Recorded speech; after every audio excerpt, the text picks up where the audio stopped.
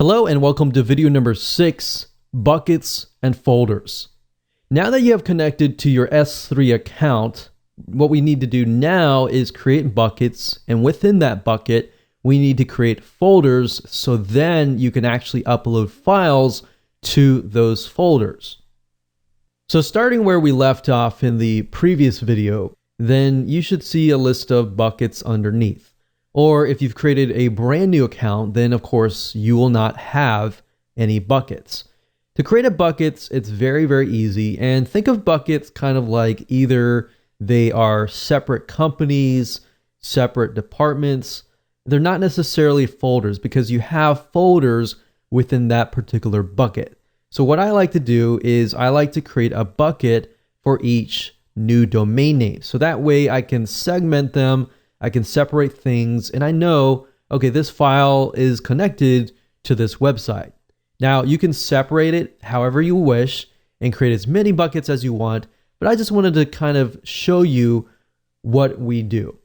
So assuming you have clicked the source, you've chosen your Amazon S3 main account, you will see the buckets here. Now, as you can see, I have 4 buckets, but within those buckets, I've got a lot of files within there. Now, to create a bucket, it's easy. All you have to do is click on the blue square icon. Then what we do is we create a bucket name.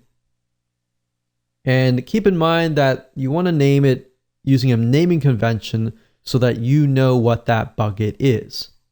Now, the next thing is it's going to ask you for your bucket location, meaning are you going to upload the files to a server within a certain region like Singapore, Sydney, Australia, Tokyo, Seoul, Korea, Europe, or the US. Now, before you decide on choosing what bucket, I know most of people will choose a bucket that is closest to them. Instead, I recommend that you choose a bucket that is closer to the majority of your audience. So yes, if you're in the US and most of your audience is within the US, then choose that bucket. If you find that you're in Sydney, Australia, but most of your audience is within the US, then I recommend choosing that. Now, the next thing, it's going to ask you for storage class, but I would leave it at standard and I'll click OK. So now it's created the bucket. So we can see it is test domain DL. I'm going to double click that. And there we go. Now I can create folders, as you can see here. So I can click new folder.